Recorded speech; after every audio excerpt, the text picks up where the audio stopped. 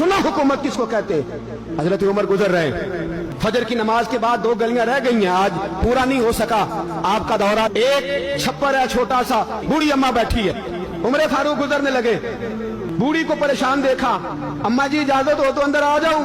बूढ़ी कहने लगी चल दौड़ जा, अपना काम कर, क्यों इजाजत दूं? तेरी मेहरबानी अम्मा, आने दो। क्या दौड़ जा? तेरी मेहरबानी अम्मा, गुजारिश है, चलो आ जाओ। अंदर आ गए उमर फारूक। अम्मा क्या परेशानी है, क्या बात? अम्मा कहने लगी खामद इंतकाल कर गया, औलाद अल्लाह ने दी कोई नहीं, मैं गरीब हूँ, 3 दिन से रोटी नहीं खाई, 25 दिनार का कर्जा चढ़ गया है, मुझे उमर फारूक से बड़ी शिकायत है। उसने मेरा हाल ही नहीं पूछा। कहने लगे शिकवा है, उमर आया ही नहीं।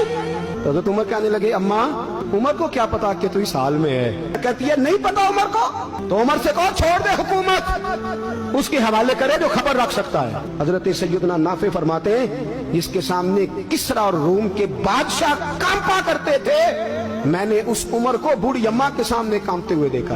राशदारी है उमर फारूक का। दौड़े गए, 25 दिनार लाए, राशन रख के लाए, रोटियां पकाई, बूढ़ी अम्मा को खिलाई। कहने लगे अम्मा 25 दिनार ले ले और चल, गलती हो गई, उमर को माफ कर दे।